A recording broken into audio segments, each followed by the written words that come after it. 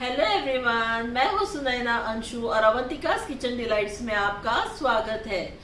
Friends, क्या आपके साथ कभी ऐसा होता है कि आपकी थाली पर कई सारी सब्जियां हैं फिर भी आप थोड़े से अचार के लिए क्रेव करते हैं? मेरे साथ तो अक्सर ये होता है। बिना अचार के तो मुझे अपनी थाली अधूरी ही लगती है। आप समझ गए होंगे कि मैं किस चीज की रेसिपी आज लेकर आई हूँ। जी हाँ, मैं आज आपके साथ एक अचार की रेसिपी शेयर करने जा रही हूँ।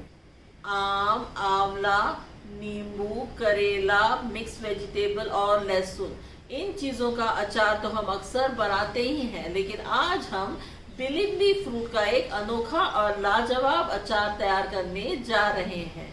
फ्रेंड्स, मेरी वीडियो लंबी होने वाली है क्योंकि मेरी तो आदत ही है कि मैं हर इंग्रेडिएंट के बारे में थोड़ी सी जानकारी दूँ, स्पेशली मुख्य सामग्री के बारे में मैं जानकारी देती हूँ और उनके लाभ और नुकसान दोनों बताती हूँ। तो मेरी वीडियो हमेशा थोड़ी सी लंबी होती है।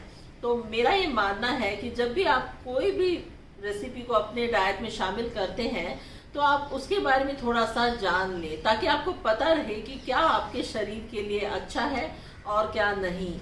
तो इसलिए इस वीडियो को अंत तक ज़रूर देखें, बिना स्किप किए, और अपने कमेंट्स में मुझे बताएं कि आपको ये वीडियो और ये रेसिपी कैसे लगी, और अपने अनुभव को मेरे साथ कमेंट सेक्शन में शेयर करें। तो चलिए बिना ज़्यादा समय गंवाए बिलिम्बी फ्रूट का अचार बनाना शुरू करते हैं।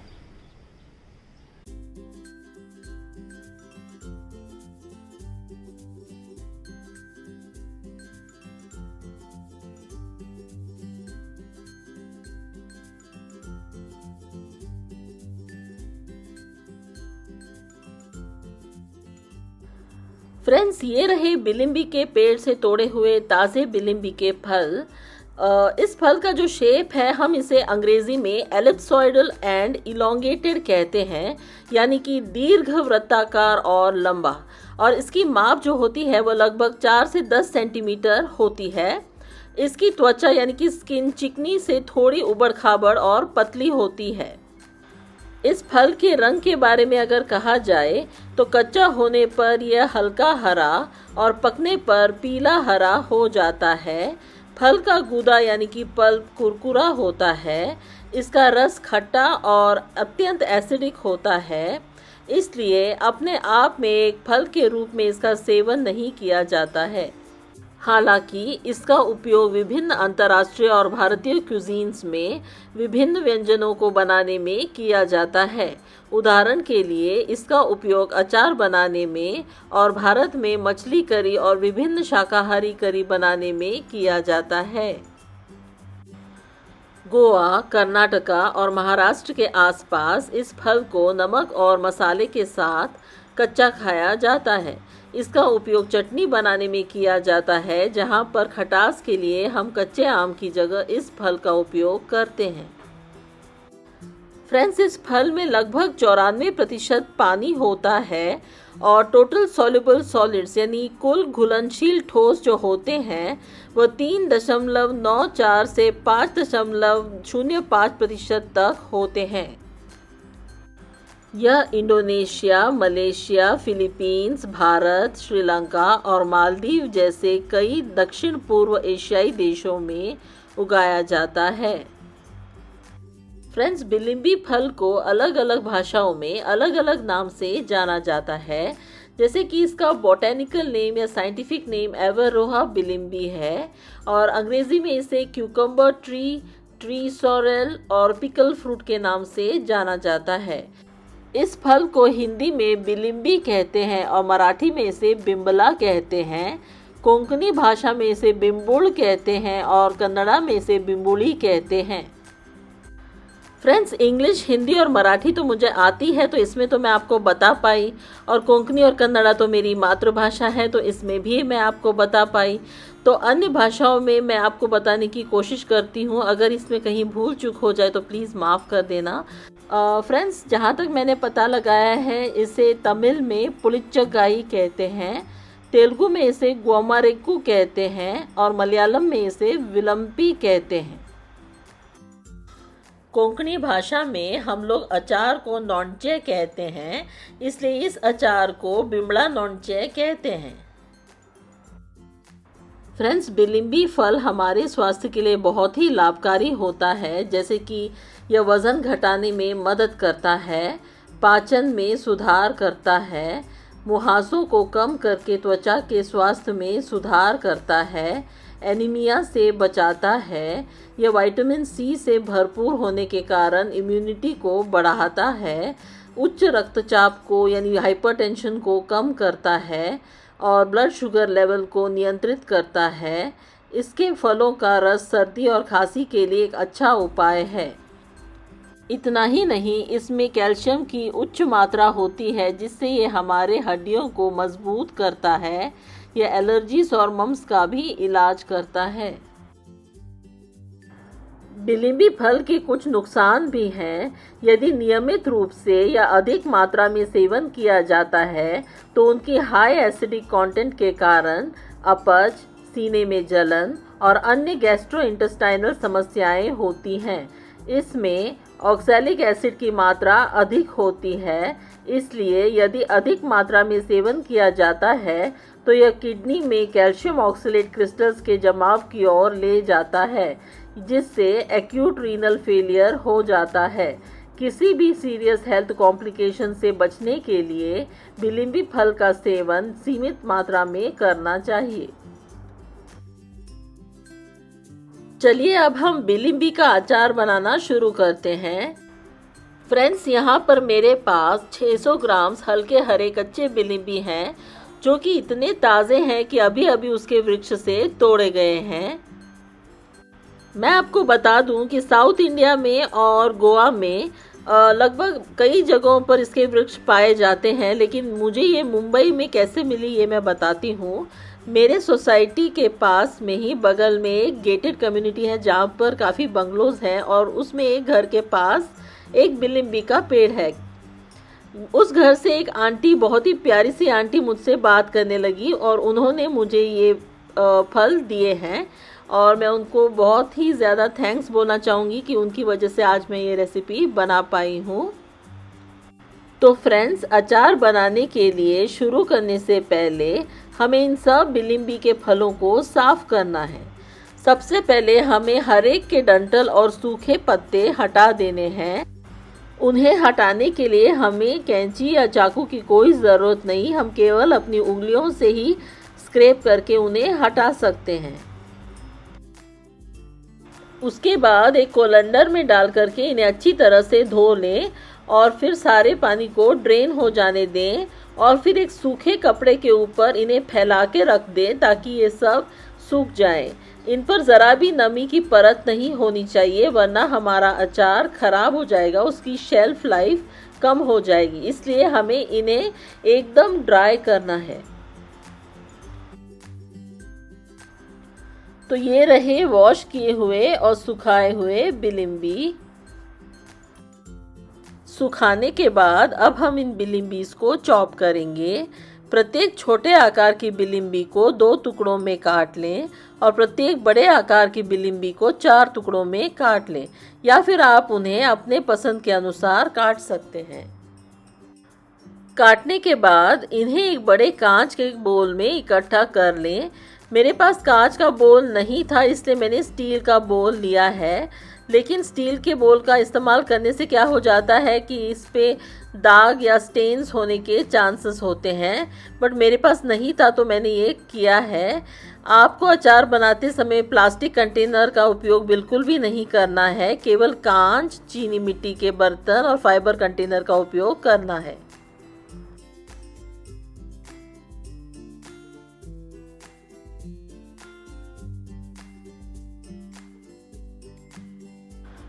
आपको एक और बात का ध्यान रखना है कि अचार में नमी जाने से रोकने के लिए चाकू, चॉपिंग बोर्ड और बोल पूरी तरह से सूखे होने चाहिए। अगर आप इस बात का ध्यान रखते हैं तो अचार की शेल्फ लाइफ बढ़ जाएगी। इस तरीके से आप सारे बिलिम्बी को काट लें और यहाँ पर है कटी हुई बिलिम्बीज। बिलिम्बीज को चॉप करने के बाद अब हम इनमें नमक मिलाते हैं। तो मैं इन बिलिम्बीज पर कुल 2 बड़े चम्मच नमक छिड़कने वाली हूँ।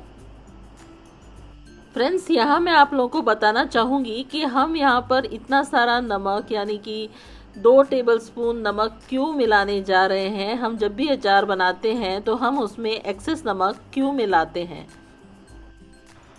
जब भी हमारे खाने में मॉइस्चर या नमी होती है तो पानी की उपस्थिति के कारण माइक्रो ऑर्गेनिज्म से हमारा खाना संक्रमित हो जाता है, इसलिए इसकी शेल्फ लाइफ कम हो जाती है। उदाहरण के तौर पर जब हम अचार बनाते हैं तो अगर इसमें कहीं पर भी थोड़ी सी मॉइस्चर रह जाए या नमी रह जाए तो क्या होता है कि हमारा अचार माइक्रो ऑर्गेनिज्म से संक्रमित हो जाता है और ये माइक्रो ऑर्गेनिजम्स जो होते हैं अचार को ख़राब कर देते हैं और फिर इसकी शेल्फ लाइफ कम हो जाती है। जब हम सब्जियों या कच्चे फलों को टुकड़ों में काटते हैं तो साधारण नमक मिला दिया जाता है जो उनमें मौजूद पानी को परासरण या ऑस्मोसिस से बाहर निकाल देता है और टुकड़ों को सुखा देता है। इससे क्या होता है कि बैक्टीरिया पानी की अनुपस्थिति में मल्टीप्लाई नहीं कर सकते। उदाहरण के तौर पर जब मैं यहाँ पर बिलिम्बी का अचार तैयार कर रही हूँ तो मैं इन बिलिम्बीज के टुकड़ों में यहाँ पर एक्सेस नमक मिला रही हूँ। इससे क्या होगा कि ये नमक इन टुकड़ों में मौजूद पानी को परासरण या ऑस्मोसिस की प्रक्रिया से बाहर निकाल देगा और इन टुकड़ों को सुखा देगा। इससे बैक्टीरिया पानी की अनुपस्थिति में मल्टीप्लाई नहीं कर सकेंगे तो हमारा अचार खराब होने से बचेगा और इसकी शेल्फ लाइफ बढ़ जाएगी। इस तरह से नमक यहाँ पर प्रिजर्वेटिव्स के रूप में कार्य करता है, इसलिए हम हमेशा अचार बनाते समय इसमें एक्सेस नमक मिलाते हैं। नमक छिड़कते समय मैंने एक फोर्क की सहायता से बिलिम्बीज को नमक के साथ अच्छी तरह से बीच बीच में मिलाया है और अब मैं यहाँ पर बचा हुआ नमक भी मिला रही हूँ। कुल मैंने 2 बड़े चम्मच नमक डाले हैं। 2 बड़े चम्मच नमक डालकर अच्छी तरह से मिलाने के बाद इन बिलिम्बीज को ढककर 3 से 5 घंटे के लिए अलग रख दें ताकि वह नमक सोख सके। आप इसे 1 दिन तक भी रख सकते हैं, जो मैंने किया है। फोर्क से मिलाने के बजाय आप चाहो तो इन्हें टॉस भी कर सकते हैं, उस तरीके से भी मिला सकते हैं। 1 दिन के बाद ये नमकीन बिलिम्बीज कुछ इस तरीके के दिखेंगे। अब हम घर पर ही एक मसाला पाउडर बनाकर इन नमकीन बिलिम्बी में डालेंगे।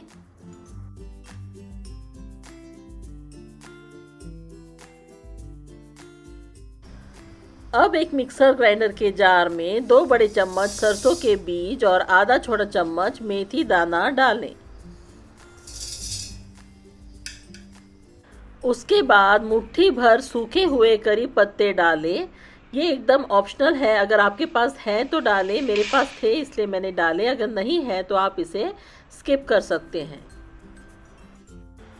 फिर 20 ग्राम साबुत लाल मिर्च डालें। ये एकदम कुरकुरे होने चाहिए। आप इन्हें एक छोटे से कढ़ाई में ड्राई रोस्ट करके भी डाल सकते हैं।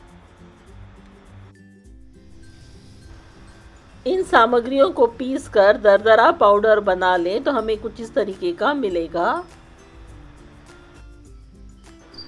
अब इस दरदरे पाउडर में आधा छोटा चम्मच हल्दी पाउडर डालें, साथ ही आधा छोटा चम्मच हींग पाउडर भी डालें। मिक्सर ग्राइंडर के जार को उसके ढक्कन से ढक दें और इस मिश्रण को एक महीन पाउडर बनाने के लिए फिर से पीस लें। हमारे अचार के लिए एक बढ़िया मसाला पाउडर बनके तैयार है। अब इस मसाले पाउडर को नमकीन बिलिम्बी में मिला दें और सब कुछ एक बार अच्छी तरह से मिला लें।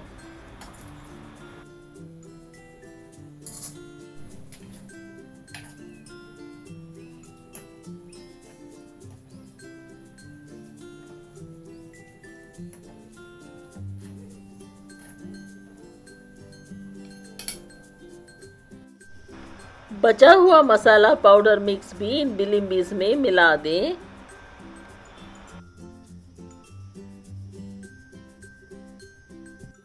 एक कांटे वाले चम्मच की सहायता से सब कुछ एक बार अच्छी तरह से मिला लें।